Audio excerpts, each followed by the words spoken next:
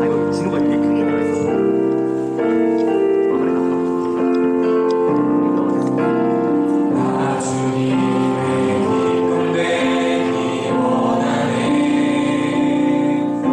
내 마음을 새롭게 하소서. 새 무대가 되게 하여 주사. 주님의 빛 비추게 하소서. 내가 원하는 한 가지 주님의 기쁨이 되는 것. 내가 원하는 한 가지 주님의 기쁨이 되는 것. 우리 사도신경으로 신앙 고백 같이 드리시겠습니다. 나는 전능하신 아버지 하나님 천지의 창조주를 믿습니다. 나는 그의 유일하신 아들 우리 주 예수 그리스도를 믿습니다.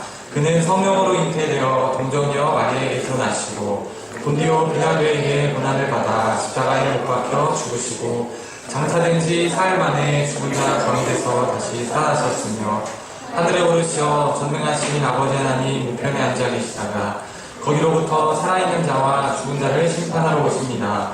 나는 성경을 믿으며 거룩한 공교회와 성도의 교제와 죄를 용서받는 것과 몸의 부활과 영생을 믿습니다. 아멘. 할렐루야. 네, 시험 기간인데도 불구하고 예배를 사모하는 마음으로 이 자리에 오신 여러분들을 진심으로 축복합니다. 우리 앞뒤 양옆 사람들과 이렇게 인사해볼까요? 잘 오셨습니다. 잘 오셨습니다. 시험이라는 광야를 지나고 계신 여러분들을 위해 여기 계신 모든 선생님들이 응원하고 기도하겠습니다.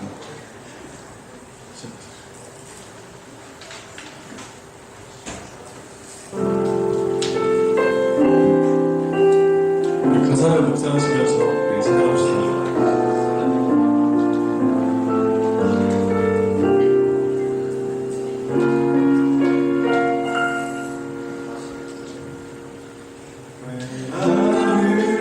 깊은 어둠 속에 홀로 두시는지 어두운 밤은 왜 그리 길었는지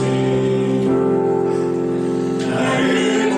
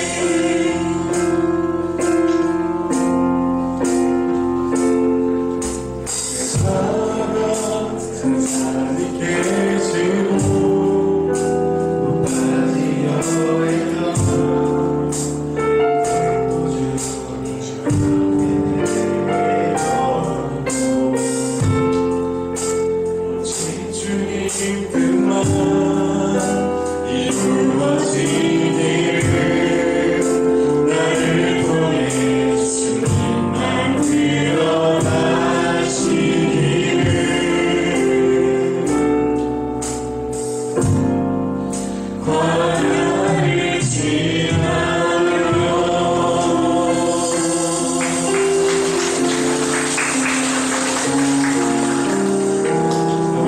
네.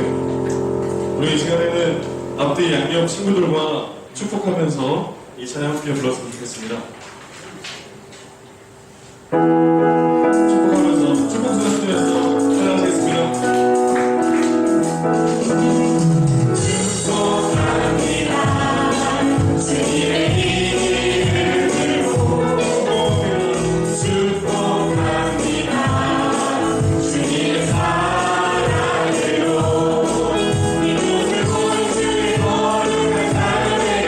주님의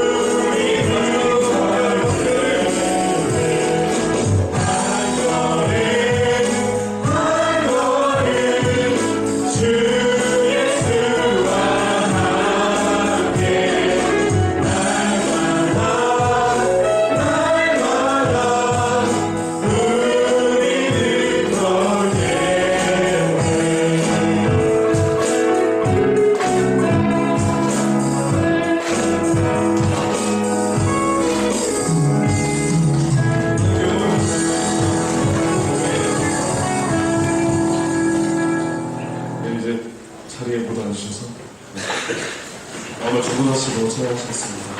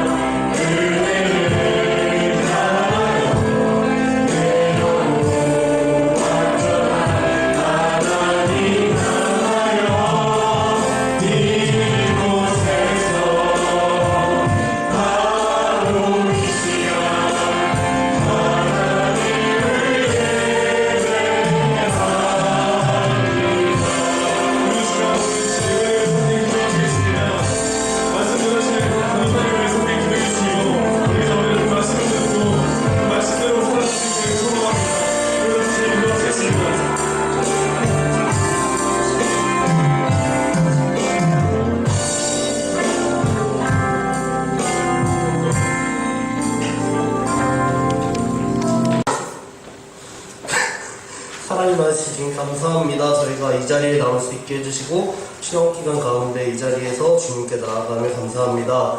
저희가 로마서 말씀 신기로 나아가는데 그러니까 말씀으로 더욱더 나아갈 수 있게 해주시고 오늘 예배의 자리 가운데 정말 주님께 드리는 시간 될 수 있게 해주세요. 예수님 이름으로 기도합니다. 네.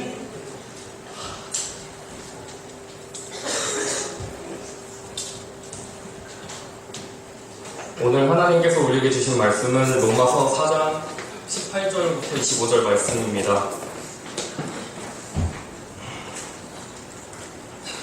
아브라함이 바랄 수 없는 중에 바라고 믿었으니 이는 내 후손이 이같으리라 하신 말씀대로 많은 민족의 조상이 되게 하려 하심이라. 그가 100세나 되어 자기 몸이 죽은 것 같고 살할 때가 죽은 것 같음을 알고도 믿음이 약하여지지 아니하고 믿음이 없어 하나님의 약속을 의심하지 않고 믿음으로 견고하여져서 하나님께 영광을 돌리며 약속하신 그것을 또한 능히 이루실 줄을 확신하였느니 이것은 그러므로 그것이 그에게 의로 여겨졌느니라. 그에게 의로 여겨졌다 기록된 것은 아브라함만을 위한 것이 아니요 의로 여기심을 받을 우리도 위함이니 곧 예수 우리 주 죽은 자 가운데서 살리신 이를 믿는 자리다. 예수는 우리가 범죄한 것 때문에 내줌이 되고 또한 우리를 의롭다 하시기 위하여 살아나셨으니라. 이는 살아계신 하나님의 말씀입니다.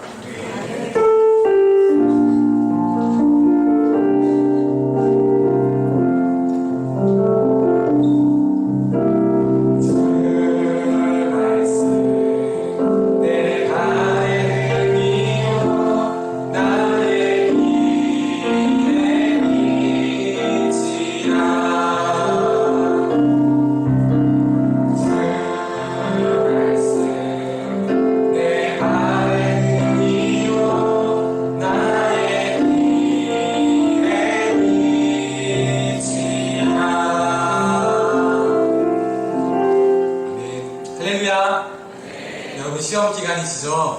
아니신가요? 시험 기간이라서 선생님들께서 찬양을 준비해 주시고 오늘 특별히 찬양대로 섬기지 않고 바로 말씀을 나누려고 합니다. 자, 여러분들이 너무 뒤에 앉아 계신 것 같아요. 그래서 뒤에 서 있는 친구들도 많은 것 같은데 우리 뒤에 서 있는 분들은 앞자리로 나와서 함께 앉아주시면 감사하겠습니다. 자, 예배 나오신 여러분 주님의 이름으로 축복합니다. 함께 우리 앞뒤어 앉은 친구들 얼굴 보면서 인사했으면 좋겠습니다. 뭐라고 인사하냐면 우리 저번 시간에 함께 나눴던 것처럼 인사할 때 이렇게 한번 인사해 보겠습니다. 믿음으로 의로워집니다. 이렇게 한번 같이 인사해 보겠습니다.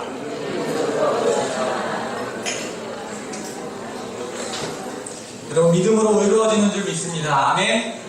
우리가 그 믿음을 갖기를 소망합니다. 여러분 시험 기간을 보내고 있습니다. 벌써 끝난 친구들도 있어요. 지금 웃고 있는 친구들은 시험이 벌써 다 끝난 친구들이겠죠. 자, 이제 막 시작을 앞둔 친구들도 있을 것입니다. 여러분 노력하지 않고 요행을 바라는 것만큼 어리석은 것이 없을 것 같아요. 공부할 때에도 여러분 지혜를 구하면서 삶의 자리에서 늘 성실하게 공부하는 우리 중고등부가 되어야 될 줄 믿습니다. 여러분 그렇게 하실 거죠? 네, 각자 삶의 자리 가운데 성실함으로 그 삶을 살아내시기를 소망합니다. 여러분 오늘 말씀 제목이 뭐죠? 지금 이 순간, 지금 여기입니다. 혹시 여러분 생각나는 것들이 있을까요? 지금 이 순간, 지금 여기 이걸 듣고 생각나는 거. 여러분 뮤지컬 지킬의 나이드 아세요? 저는 이 단어가 참 좋은 것 같아요. 지금 이 순간, 지금 여기. 제가 뮤지컬을 좋아하는 편은 아닙니다. 뮤지컬이 참 비싸거든요. 딱 2번밖에 못 봤는데 정말 비싸요. 여러분 저 구석 가서 뒤에서 보는 것도 표가 너무 비싸서 감히 학생의 신분으로 대학교 때 서울에 있었음에도 불구하고 제 돈 주고 뮤지컬을 보러 간 적이 한 번도 없었습니다. 여러분 영화 한 편 5,000원이면 보죠. 뮤지컬은 그거보다 10배 더 이상 줘야지 볼 수 있어요. 그러니까 제가 뮤지컬을 즐겨서 보진 않은데 이 지킬 앤 하이드는 꼭 보고 싶어서 제가 봤습니다. 왜 보고 싶었냐면 제가 아마 여러분들과 같은 나이였을 것 같아요. 중3 때 클래식이라는 영화가 나왔습니다. 아는 분들만 웃으시는 선생님들도 계실 거예요. 클래식에 조승우랑 손예진이랑 나와서 멜로드라마예요. 조인성 이렇게 셋이 나오는 영화입니다. 제가 어린 마음에 그 영화를 보면서 참 충격을 많이 받았어요. 마음이 따뜻해지고 그때 조승우라는 그 배우를 처음 알게 되었습니다. 얼굴은 별로 잘생긴 것 같지가 않은데 왠지 모르게 그 조승우의 매력에 제가 확 빠져들었던 때가 있었어요. 그때 중3이었거든요. 그때부터 조승우가 나온 작품, 연기한 것들을 막 찾아보기 시작했어요. 그런데 정말 제가 잘 못생겼다 그랬잖아요. 정말 그런 줄 알았어요. 마라톤 막 연기하는데, 초원이 연기하는데 좀 모자란 연기를 하는데 너무 잘하는 거예요, 연기를. 이 배우에 대해서 찾아봐야겠다. 찾다가 지킬 앤 하이드 주인공 역을 맡아서 뮤지컬을 한번 너무 보고 싶은 거예요. 그래서 이 뮤지컬을 보고 참 22살 때 군대 가기 전에 봤는데 너무 저한테 큰 뭐라고 해야 될까 말로 표현할 수 없을 정도로 감동이 되었습니다. 그때 이제 가장 메인 주제곡이죠. 지금 이 순간 이 노래입니다. 거기 가사에 보면 지금 이 순간 지금 여기 하면서 이제 노래를 시작하는데요. 그게 거의 이제 절정에 달하는 부분인 것 같아요. 제가 따로 말씀은 드리지 않겠습니다. 여러분 나중에 찾아서 한번 들어보시면 정말 감동스럽습니다. 왜 이 제목을 가지고 여러분들과 함께 말씀을 나누게 되었는가? 저는 이 말씀, 이 제목을 가지고 지금 이 순간, 지금 여기에 함께 계신 우리가 주님을 더 의식하기를 소망하는 마음에서 제목을 이렇게 한번 지어봤습니다. 여러분 지난 시간까지 우리가 율법에 대해서, 우리의 의로움에 대해서 모든 사람은 죄를 범해서 하나님의 영광에 이르지 못했다는 것, 우리는 하나님의 심판을 받을 것이라는 것에 대해서 바울 사도의 쭉 논지대로 로마서 3장까지 말씀을 함께 나눴습니다. 여러분 율법이 아니라 우리가 믿음으로 우리가 예수님을 믿기만 하면 구원받는다는 것, 그것이 우리에게 놀라운 복음이라는 것을 함께 나눴습니다. 온 세상 사람들로부터 우리가 아무리 손가락질 받을지라도 그 사람이 율법을 지켜서 완전해지는 것이 아니라 하나님을 믿으면 그 믿음으로 하나님께서 우리를 의롭게 칭하여 주신다는 것을 함께 나눴습니다. 나는 세상에서 아무리 손가락질 받아도 내 믿음이 하나님 보시기에 온전하면 세상 사람들이 아무리 손가락질해도 하나님이 그 세상 사람이 손가락질하는 그것으로 인해서 우리를 판단하지 않으신다라는 것을 우리가 함께 나눴습니다. 우리의 믿음, 우리의 의로움은 세상으로부터 오는 것이 아니라 하나님께서 우리를 의롭다라고 칭해 주시면 우리가 의롭게 된다는 것, 그러기 위해서 우리가 예수님을 바로 믿어야 한다는 것에 대해서 말씀을 나눴습니다. 여러분, 우리와 같은 죄인들에게도 구원받을 길이 열렸기 때문에 그것은 우리에게 어쩌면 참 기쁜 소식입니다. 그래서 바울 사도가 로마서 1장을 시작하면서 복음을 기쁜 소식, 우리에게 기쁜 소식이라고 말하는 이유가 바로 거기에 있었습니다. 자, 그런데 이 놀라운 복음을 알고 믿었는데도 구원받지 못한 사람들과 다를 바 없이 사는 사람들도 참 많은 것 같아요. 그것은 믿음이 무엇인지 고민하지 않고 그 믿음이 무엇인지 정확하게 알지 못하기 때문이라 생각합니다. 여러분, 우리가 신앙생활하고 교회 다니면서 믿음에 대해서는 많이 이야기합니다. 그런데 그 믿음이 무엇인지 우리가 정확하게 설명하기가 참 애매한 부분입니다. 여러분들께 한번 질문해보고 싶습니다. 여러분 마음속으로 한번 대답해보세요. 여러분 믿음이 무엇입니까? 여러분 믿음이 무엇이라고 생각하세요? 이번 여름 수련회를 통해서 한 달 동안 수련회를 앞두고 4주간 믿음에 대해서 함께 말씀을 나눴고, 수련회 기간 동안 페이스타임이라는 주제로 우리가 믿음에 대해서 함께 공부하는 시간들을 가졌습니다. 그 시간만을 가지고 우리가 믿음이 전부 뭔지 다 알 수 있을까요? 저는 다 알 수 없다고 생각합니다. 그럼에도 감사한 것은 여러분들이 수련회 기간 동안 믿음에 대해서 고민하고 각자 마음속에 주셨던, 받았던 은혜대로 지금 그 믿음을 지키는 노력들이 있는 것 같아서 제가 참 감사해요. 여러분들이 말씀 심기, 그리고 여러분들의 입술로 함께 고백하는 이 모든 것들이 우리가 그 믿음을 지켜나가는 노력이라고 생각되어져서 여러분들이 그렇게 노력하는 모습들이 저에게 참 긍정적인 에너지로 작용합니다. 덩달아 나도 정말 열심히 믿음을 세워가야겠다라는 마음을 갖게 됩니다. 여러분, 그렇다면 이 믿음이 무엇일까요? 한번 생각해 보았습니다. 내가 이 믿음을 어떻게 생각했을까? 학생 시절에 내가 이 믿음에 대해서 어떻게 생각했을까? 제 지난 날들을 돌이켜보니까 아마 이렇게 생각했던 것 같아요. 대부분의 학생들이 저와 비슷한 생각을 하고 계실지 모르겠습니다. 어떤 사람은 이 믿음을 강한 신념이나 긍정적인 생각이라고 이해를 합니다. 그래서 믿음이라는 것을 내가 믿고 싶은 어떤 강한 신념처럼 생각을 합니다. 잘 될 것이라고 믿고, 기도 응답을 믿고, 문제가 해결될 것이라고 믿는 것이라고 생각합니다. 구원에 대해서 그래서 얘기를 할 때 그렇게 얘기를 해요. 여러분, 예수님 무조건 믿으세요. 의심하지 말고 무조건 믿으세요. 이렇게 얘기를 합니다. 마음에 의심이 없어야 합니다. 그런데 생각해보면 그게 안 믿어지는데 어떡합니까? 이런 고백이 금방 우리 속에서부터 나옵니다. 우리가 구원에 대해서, 이 믿음에 대해서 얘기를 할 때 교회에서는 그렇게 일방적으로 얘기를 합니다. 믿어야지 천국 가. 무조건 믿어야 돼. 의심 없이 마음 전부를 다 하나님 앞에 드려야 돼. 이렇게 얘기를 하는데 금방 우리 마음속에 나오는 반문은 내가 안 믿어지는데 어떻게 믿으란 말이에요. 이렇게 답할 수 있을 것입니다. 그게 제 학창시절 때의 믿음이었던 것 같습니다. 가만 생각을 해보니까 이 믿음, 제가 생각했던 이것은 내가 생각하는 어떠한 형태의 믿음을 믿는 것이지 예수님을 믿는 것이 아니었음을 깨닫게 되었습니다. 여러분들이 생각하는 믿음의 기준들이 다 다를 거예요.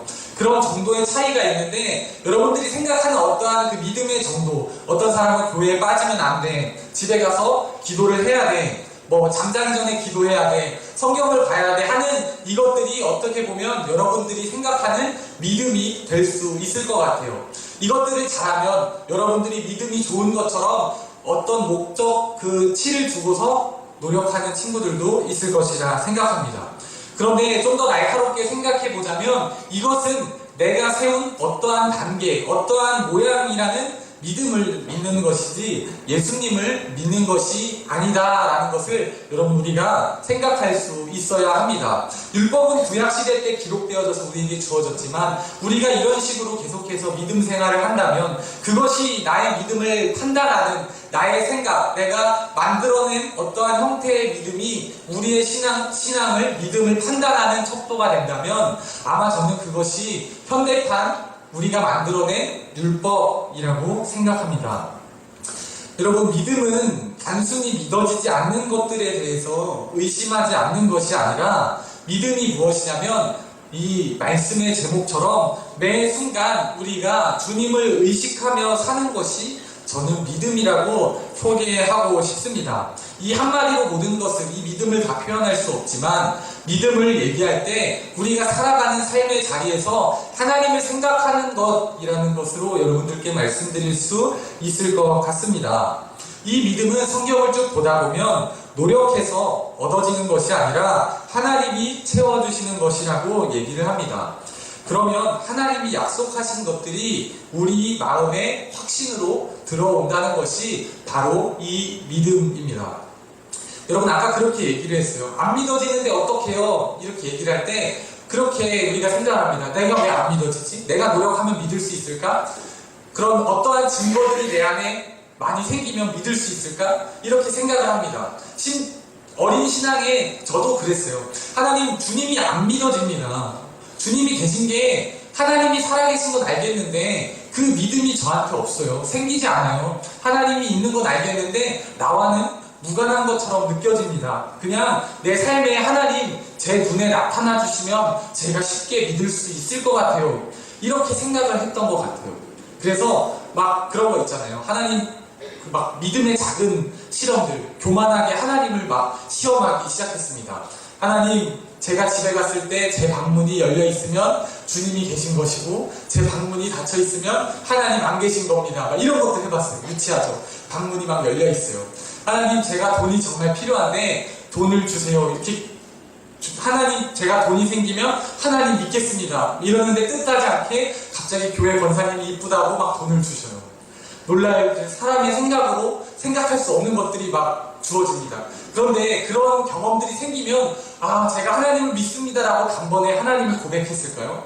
그런데 자꾸만 이런 일들이 생기면 생길수록 더 믿음을 의심하기 시작해요. 진짜 맞나?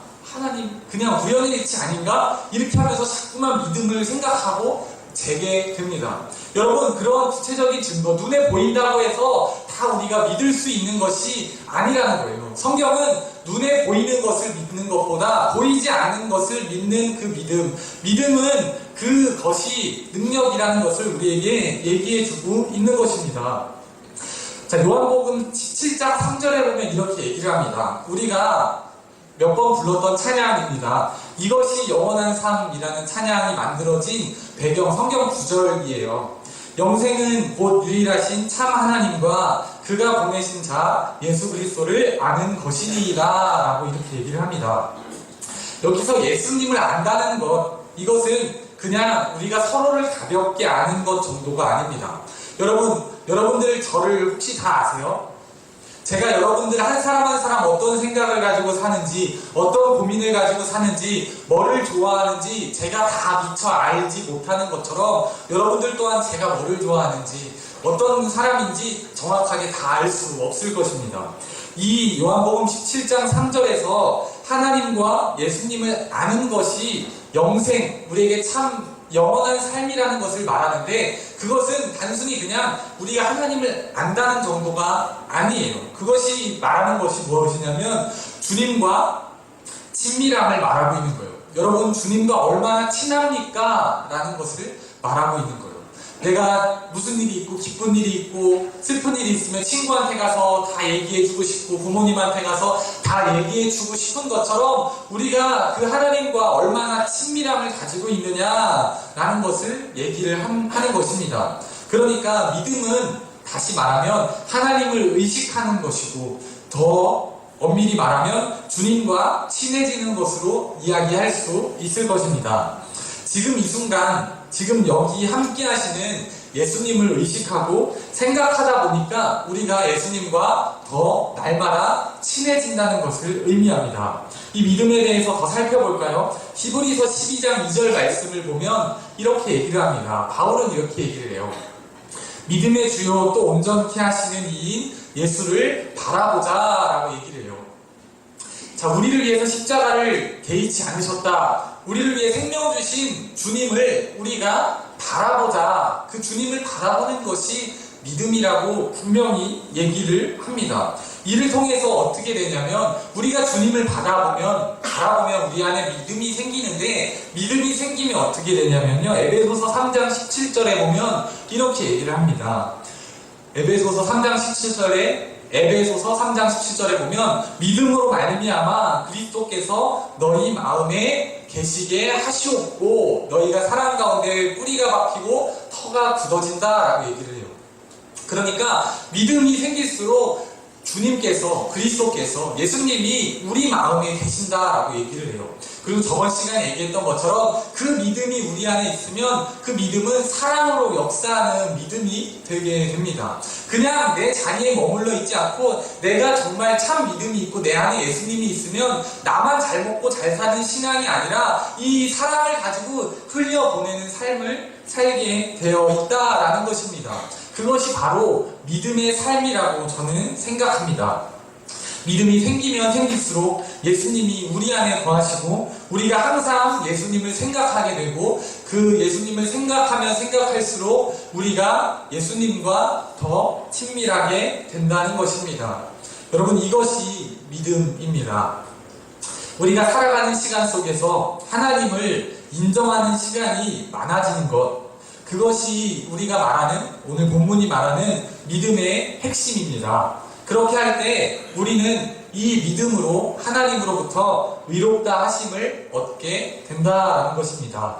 저번 시간에 우리는 믿음으로 구원받는다는 것을 이야기하면서 몇 가지 오해에 대해서 함께 나눴습니다. 첫 번째 오해가 무엇이냐면, 구약시대에 살았던 사람들은 율법으로 구원받고 신약시대에 살았던 사람들은 믿음으로 구원받는다는 것이 바로 첫 번째 오해였습니다.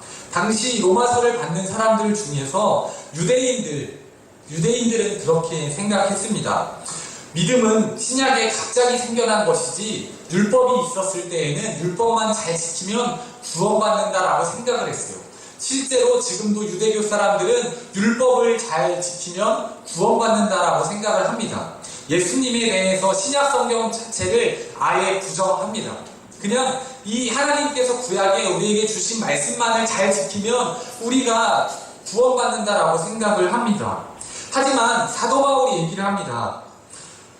오늘 본문이 시작하기 전에 믿음으로 구원받았던 구약시대 때 살았던 두 인물에 대해서 이야기를 하고 있는 것입니다. 유대인들은 신약에 갑자기 믿음이 생겨난 것이고 율법이 유대인들을 위한 것이면 이방인들은 믿음을 통해서 구원받는다라고 생각했지만, 그것에 대해서 사도 바울이 얘기를 하는 거예요. 그것이 아니다. 구약시대 때 분명히 믿음을 가지고 구원받은 사람들이 있었다라는 것을 얘기를 하는 거예요. 그것이 누구냐면, 우리가 읽었던 본문의 앞절에 보면 아브라함과 다윗의 이야기가 나옵니다. 로마서 4장 3절 말씀에 보면 이렇게 얘기를 합니다. 성경이 무엇을 말하느냐? 아브라함이 하나님을 믿음에 그것이 그에게 의로 여겨진 바 되었느니라 라고 얘기를 합니다. 아브라함, 구약시대 때 살았던 사람들이 율법으로 구원받는다고? 아니야. 구약에 살았던 이 아브라함 봐. 믿음의 조상이라고 하는 이 아브라함 봐. 이가 어떻게 하나님으로부터 의로움을 받았는지 이 아브라함은 믿음으로 하나님께 인정받았던 사람이야 라고 이렇게 답변하고 있는 것입니다. 여러분, 성경은 우리에게 분명히 얘기를 하고 있어요. 아브라함이 믿음으로 의롭다함을 받았다는 것을 얘기를 합니다. 이것이 말하는 것은 바울이 로마서 3장까지의 논지를 가지고 살펴보면 아브라함도 죄인이었고 아브라함도 흠이 많았고 아브라함도 율법으로는 의로운 사람이 아니라는 뜻입니다. 이 아브라함이 구약시대 때 살았지만 이 아브라함도 하나님이 주신 율법을 다 지켜서 살았던 사람이 아니라는 것을 얘기하는 거예요. 다만 이 아브라함이 부족하지만 하나님을 믿었기 때문에 의롭게 되었다라는 것을 얘기를 합니다. 더 이어서 나오는 다윗도 그렇습니다. 다윗은 항상 전쟁에 능한 사람이었어요. 어려서부터 골리앗을 무너뜨리고 승승장구하며 하나님을 찬양했던 사람입니다. 다윗 성경을 보면 다윗은 항상 전쟁터에서 전쟁하기 전에 하나님을 찬양하고 전쟁에서 승리해서 하나님께 영광을 돌리고 하나님을 찬양했던 그 사람이었어요. 다윗이 하나님을 예배했던 자리는 항상 한 전쟁터였고 그 전쟁 가운데서 함께 하시는 하나님을 찬양했다라는 것입니다. 그런데 이 다윗이 어떻습니까? 왕궁에서 거닐 때, 그러니까 쉽게 말해서 그가 있어야 할, 하나님을 찬양해야 할 전쟁터가 아니라 그가 편안할 때에, 왕궁에서 거닐 때에 전쟁 없이 그냥 마음의 만족함을 누리고 편안하게 지낼 때 갑자기 밧세바라는 여인이 목욕하는 모습을 자신의 왕궁에서 바라보게 됩니다. 그는 자신에게 충성을 다하던 부하 우리아의 아내 밧세바를 취하기 위해서 우리아를 전쟁터로 내몰아요. 그래서 우리아를 죽게 하고 밧세바의 슬픔을 달래주면서 밧세바를 후궁으로 맞아들입니다. 여러분, 이 다윗의 행동으로 봤을 때 도저히 율법으로는 구원받을 수 없는 게 이 다윗이었어요. 이 율법만을 가지고 구원을 받는다면 이 유대인들이 말하는 것처럼 구약시대 때 율법을 지킴으로 구원을 받는다라고 했다면 이 다윗과 아브라함도 다 구원을 받을 수 없는 사람들이라는 것이에요. 그런데 왜 다윗이 지금까지 가장 이스라엘 사람들 중에 위대한 위인으로 기억되는가? 그것은 바로 이 다윗의 고백에 있습니다. 로마서 4장 7절 8절에 보면 다윗이 이렇게 얘기를 해요. 불법이 사함을 받고 죄가 가리어짐을 받은 사람들은 복이 있고 주께서 그 죄를 인정하지 아니하실 사람은 복이 있도다 함과 같으니라, 이렇게 얘기를 합니다. 그러니까 뭐냐면 나도 용서받은 사람이라는 거예요. 다윗이 내가 뛰어난 왕이었고 어려서부터 골리앗을 이기고 전쟁에 능한 하나님께서 함께 하시는 그런 사람임에도 불구하고 그렇지만 나도 죄인이었다라는 거예요, 다윗이. 그런데 나도 하나님께로부터 용서받은 사람이라는 것을 다윗이 얘기를 하고 있는 것입니다. 그것은 다윗이 늘 하나님을 의식하면서 살았기 때문입니다.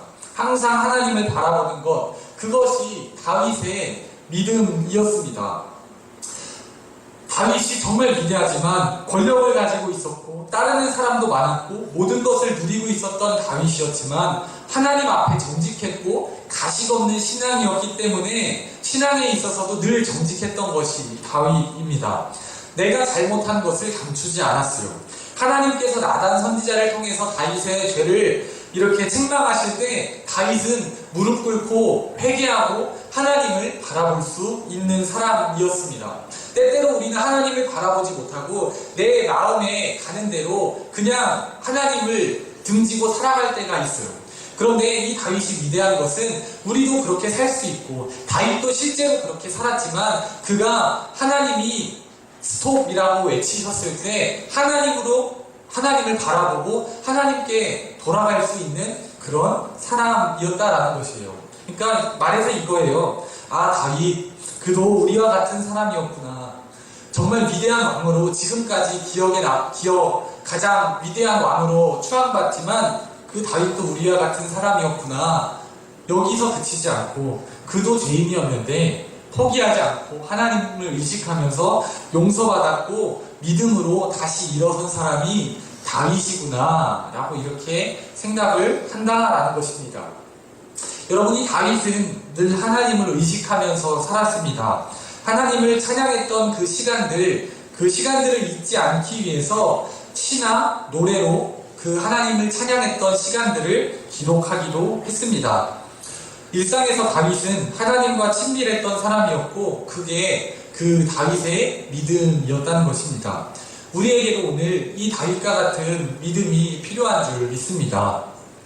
오늘 본문에서 사도 바울은 하나님 앞에서 의롭다함을 받은 아브라함의 믿음에 대해서 조금 더 자세히 말씀하십니다. 18절에 보면 이렇게 얘기를 해요. 아브라함이 바랄 수 없는 중에 바라고 믿었으니 이는 내 후손이 이 같으리라 하신 말씀대로 많은 민족의 조상이 되게 하려 하심이라. 아멘. 자, 이 말씀은 창세기 12장에서 하나님께서 아브라함에게 주신 말씀입니다. 12장 1절 2절 말씀을 보면 이래요. 너는 너의 고향과 친척과 아버지의 집을 떠나 내가 내게 보여줄 땅으로 가라. 내가 너로 큰 민족을 이루고 내게 복을 주어 내 이름을 창대하게 하리니 너는 복이 될지라 라고 이렇게 얘기를 하는 것이에요. 하나님께서 아브라함에게 약속의 말씀을 주신 것을 로마서 바울은 얘기를 하고 있는 것입니다. 하나님께서는 이 아브라함에게 두 가지를 약속해 주셨습니다. 첫 번째는 땅을 주시겠다 약속을 했고 두 번째로는 자식을 주시겠다 약속하셨습니다. 아브라함은 그 약속을 믿었는데 엄밀히 말하면 약속을 믿은 것이 아니라 약속을 주신 하나님을 믿었다라는 것입니다. 하나님께서 그 아브라함의 믿음을 보시고 그를 의롭다 하셨다라는 것입니다. 창세기 15장 6절에 보면 이렇게 얘기를 해요.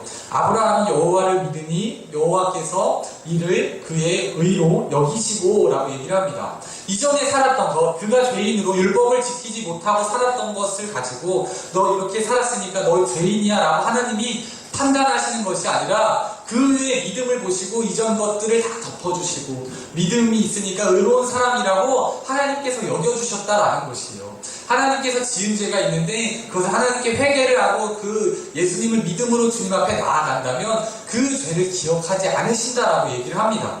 우리가 이전에 어떻게 살았든 정말 우리의 믿음이 바로 하나님을 믿는다면 그 믿음이 온전하다면 하나님께서는 우리를 의로운 사람으로 덮어주신다라는 것을 얘기를 합니다.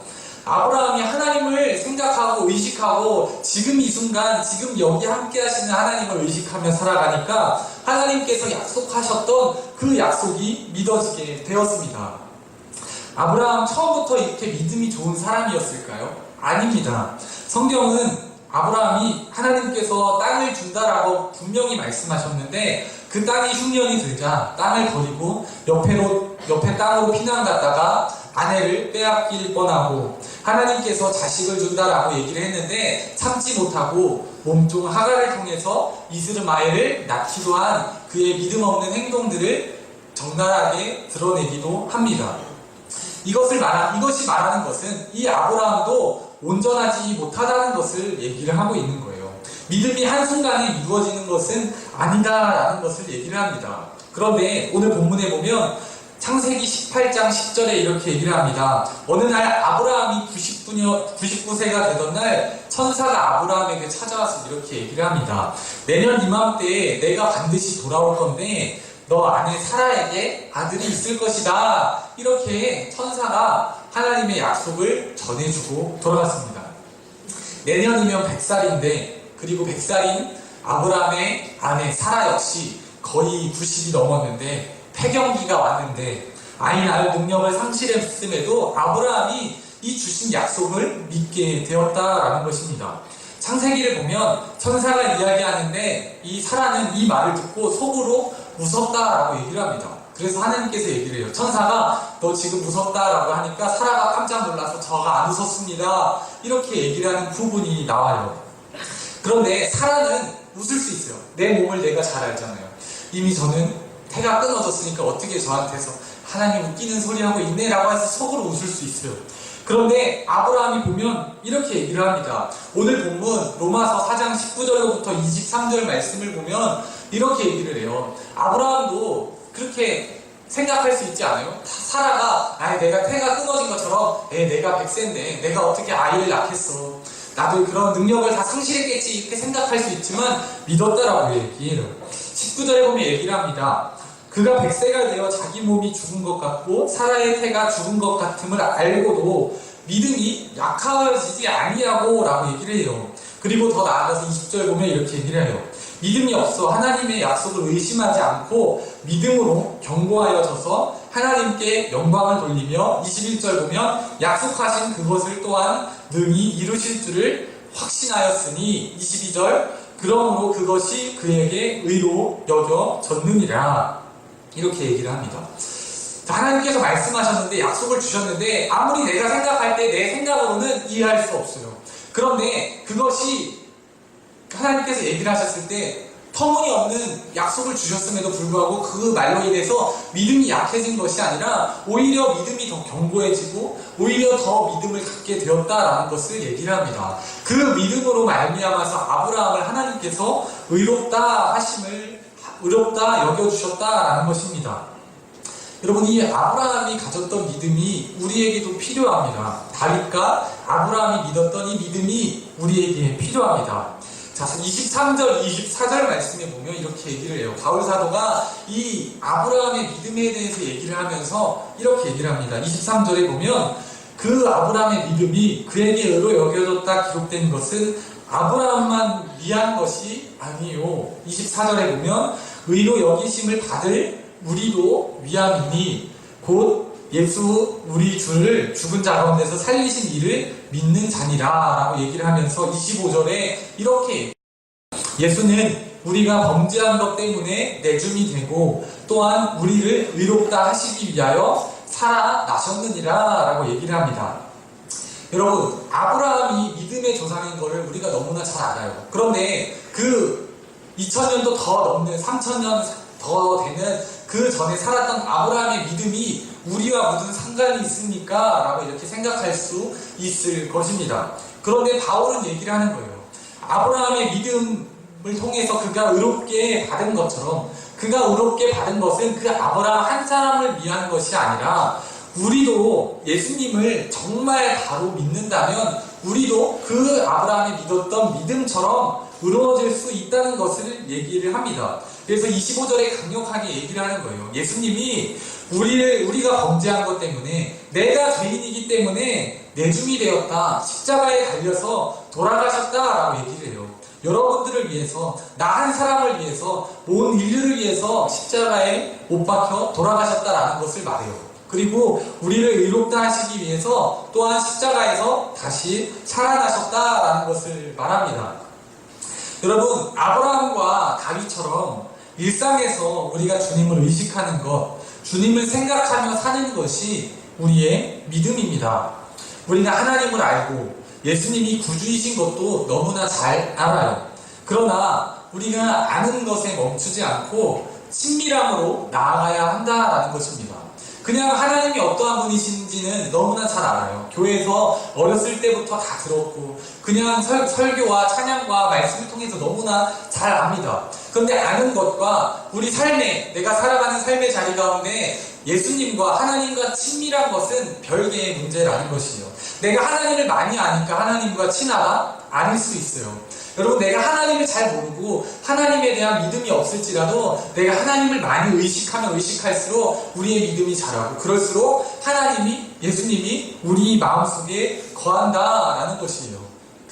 여러분, 이 말씀 제목처럼 지금 이 순간, 지금 여기, 저는 뮤지컬 지키라이드의 이 노래를 들을 때마다 저는 주님을 생각합니다. 물론 극 중에 되게 클라이막스 부분이어서 몰입되기도 하지만 지금 이 순간, 지금 여기 이 찬양이 아니죠. 이 노래 가사만 딱 들으면 찬양 같아요. 왠지 이게 딱 그 순간 저는 함께 하시는 주님을 생각합니다. 이 노래가 들릴 때마다.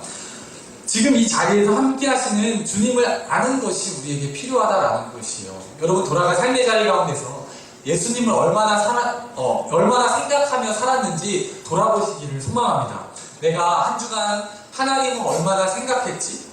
예수님을 얼마나 생각했지?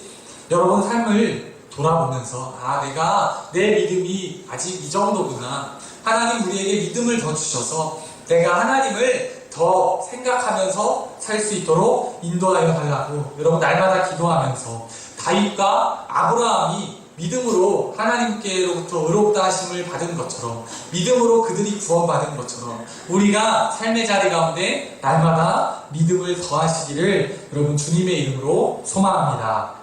같이 기도하시겠습니다. 사랑의 하나님 감사합니다. 오늘 로마서 말씀을 통해서 우리의 믿음을 다시 한번 살펴봤습니다. 우리가 하나님의 말씀을 잘 지켜서 이루어지는 것, 우리가 하나님의 말씀을 잘 지켜서 구원받는 것이 아니라 우리가 주님을 믿는 믿음으로 구원받는다는 것을 다시 한번 살펴봤습니다. 아브라함이 그렇게 살았던 것처럼 다윗이 그렇게 살았던 것처럼 우리가 각자 삶의 자리 가운데 하나님을 더 생각하고 하나님을 의식하고 지금 이 순간 지금 여기 함께 하시는 주님을 기억하며 주님과 더 친해질 수 있는 우리 한 사람 한 사람 될 수 있도록 성령님 도와주시옵소서. 감사드리며 예수님의 이름으로 기도드렸습니다. 아멘. 준비하신 예물 드리시겠습니다.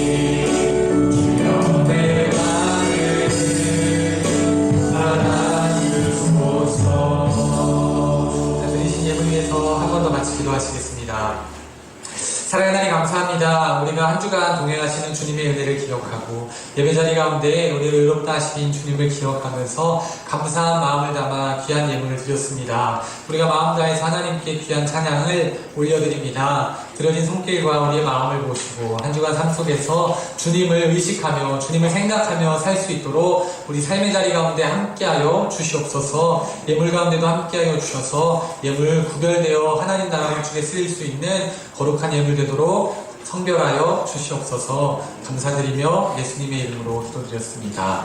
아멘. 그래서 화성의 선포 같이 하시겠습니다. 사랑하는 여러분, 복음을 들고 세상에 나가 그리스도의 평화를 심으십시오.